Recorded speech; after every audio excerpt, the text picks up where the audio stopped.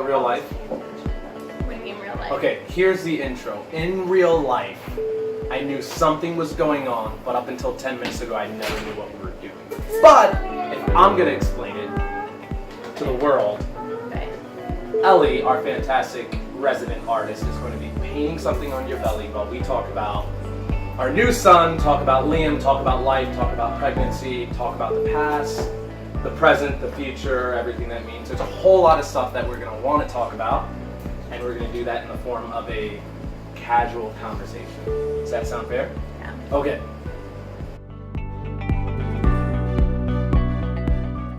How pregnant are you right now?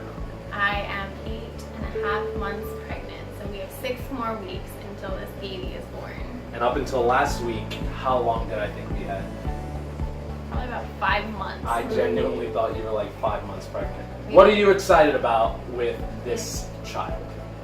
I think I'm excited about the new personality and the new dynamic into our life. I was really blown away by seeing Liam grow up and how he formed into our life and how he's a really great mix of the two of us.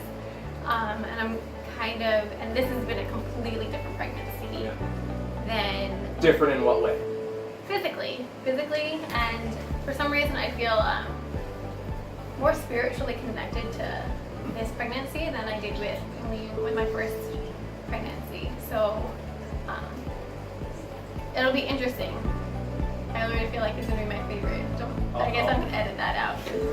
What are you most nervous about having 2 kids in the house? I fear more for Liam and the way he's going to react and the way he's going to perceive Mama. All of my time, all of my love, all of my affection. Sorry. Yeah. I don't want him to feel as if he's forgotten about. Yeah. And your fears bringing another child into our family? I don't think I have any fears. I would say I have a fear. And my one fear is just simply you. Leaving you home by yourself with him, I know that you are always on, and it's a really hard job, much harder than I do.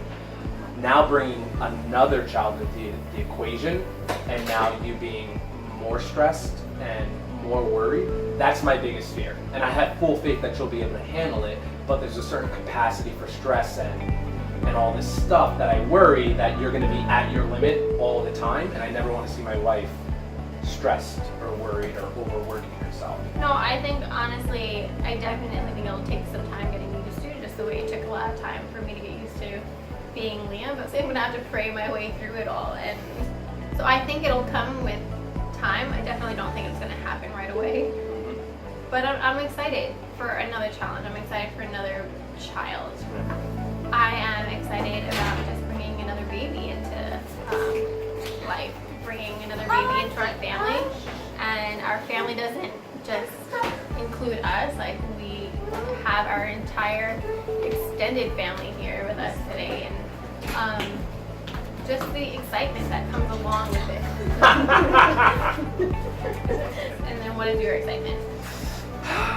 What is my excitement? 2 boys in this world?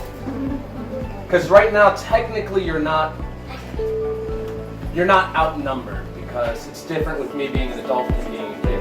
Is it really different? Is it really different? Okay, so you were talking about your excitement and being able to bring them into a world with so many friends, so many families. What does the role of community play in this pregnancy and in the lives of our family?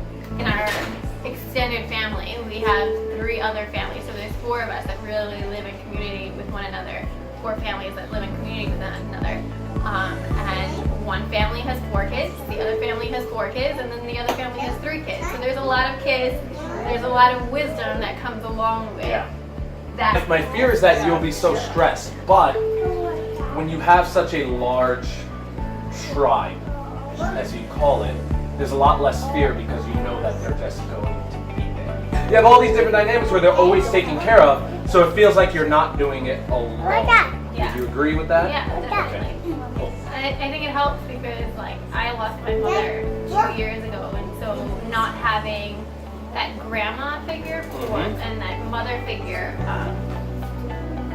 that I would have depended on a lot to help me with my son, with my children, and not being there is really, they have taken on that role for me. They have been like a solid rock. Talk about something a little controversial. All right? We're living in a time where one, whether or not people believe it or not, the country is very racially divided and you have two black sons. Now they're half black. So how do you deal with that, knowing and raising them? We're also dealing with a time in the Me Too generation where every so often you're hearing about another man sexually violating another woman, it happens constantly. How do you raise your child? I think it's very weird as a white woman raising black children. I feel like you can speak into that more as you were raised half black. I think it's, and this is why I ask, because I think, again, whether or not you like it or not, there's much more responsibility for you in this than me. Not necessarily, but I know growing up, nothing against my father when you see this, but I know growing up, a lot of my race was influenced by my mother, who was not black. Right. But I want him to understand his identity as a black man in society, and to understand that he does have black heritage, and that him being black is a privilege. Instead of a disadvantage. Yes, it's a privilege to have that rich history of people who are constantly overcoming, who are constantly fighting battles and never giving up. There is a great heritage of being a black person, not just in the United States, but all around the world with the Me Too movement. I think it's reversed now when I said with the identity, because you're with them so much, there's so much more responsibility that you have there. But I think with this, there's so much more responsibility that I have in the way that I treat you. Because if I'm having you serve me constantly, then that's what they grow up seeing. The idea of how a man is supposed to treat his wife, they're going to see that mostly from me, secondary from the other people in our lives. And I think that now more than ever, I need to be intentional in even joking just the way I speak to you or the way I act to you and the way I elevate you and encourage you and respect you, because they'll see that. And I also think that, again, when he looks at me and the way I treat you, that's great, but we also talked about a tribe. And I look at the men in our family group, and you look at how all those men treat their wives, and it's always a shining picture of what it should be. Which is why I think that I'm so happy that we've surrounded ourselves, not just with great families, but people who have great marriages, great kids, most of them, great kids, but then great pictures of, hey, here are great men that my son can look up to me, but also look up to all these other men, to know that my father isn't the exception to the rule.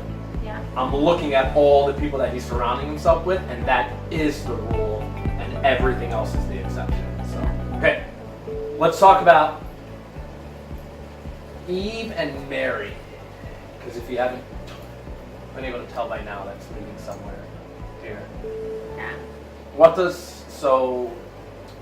Let's talk about what the painting, what do you think that means? What do you think the message that it's trying to send the artist? What did they have in their mind when they were So I think it's drawing it? This picture that when it's completed is a picture of redemption, from beginning to end. And Eve being the first mother, and what's associated with her as like the original sin. So her along with Eve, along with Adam, I'm not going to put all blame on Eve.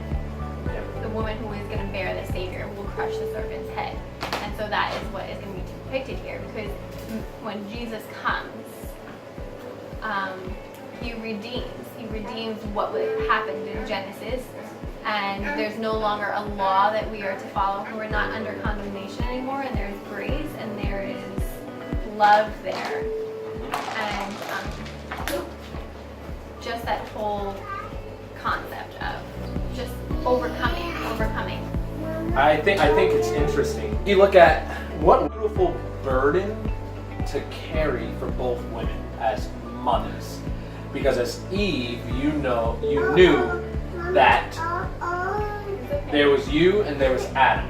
Take your shoes off. But every single child that you bear, all of humanity, is going to follow that. So it all funnels up to you. You are the mother. There are no mothers before you. There's no one who's a mother, a grandmother, a great-great-grandmother more than you, because it all stops there. That's such a burden to understand that. Like, all of humanity exists and would have somehow be traced to me. Then you look at Mary, where all of humanity will be saved because of her offspring. And how do you raise a kid? It's okay. It's okay.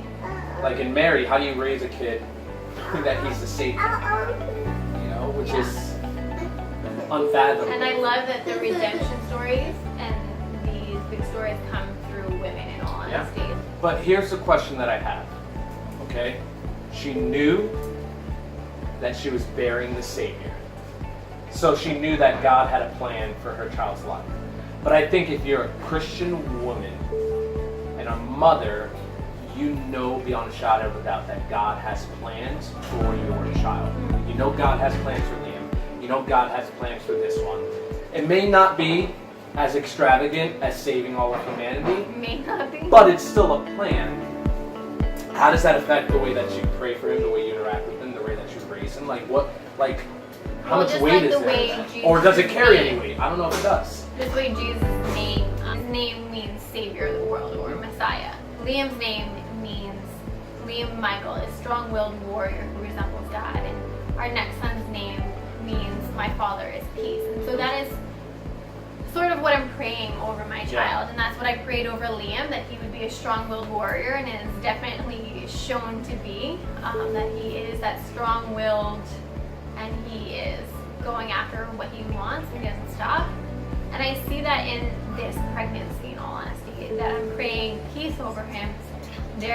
It's a different pregnancy physically, because he's a lot more calmer in the belly than Liam was, and I can see the difference between them, and that's what I pray on over my children, were those promises that we felt as if the reason why we named them the way we named them. We didn't name them flippantly. We took time and we thought about who they were and what we wanted, how we wanted to raise them, and what we thought the promises of God were on their life. Our tribe consists of 4 families that are here today. So what I want to do is invite some of them and have some conversations to ask them. For Amelia and Nathan, you guys are the oldest. Before you, there was none. How was it? Do you remember? Like having all because you guys keep getting younger and younger and younger siblings constantly. Do you ever get upset when they get another sibling, or is it always happier, and do you get excited when there's a new one? Happy and excited. Why? Because There's someone new. There's someone new? And I need more family to play with. Do you guys feel like you're a family the way you all hang out, or are you just still like friends? Yes. Do you think the way we live is biblical? I think we're getting there. I know that it's tough at times, but it's community I think we all desire, that we want to be close with each other, we want to grow together, watch the kids grow together, not just as mothers and fathers grow together. And I think it's been a blessing to be able to see everyone, for us to be this close and be able to see each other, and just not the Sundays that we spend together, but the other times, or catch up during the week, and just to basically live together, And the way we depend on one another for everything. And I think it's important for the kids too to see each other as they grow. So hopefully, as they go through this crazy life, that they'll have each other, that they've known each other since they were small, and be able to depend on each other as well. If they see their parents depend on each other, then they can learn to depend on each other too. Boom! Done? Woo! Great.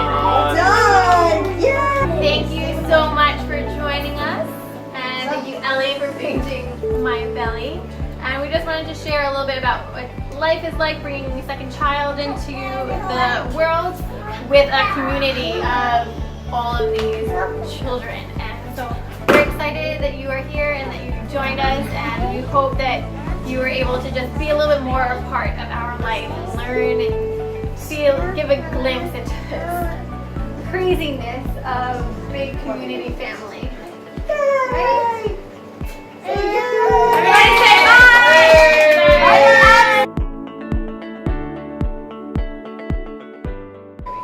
Yeah, sure.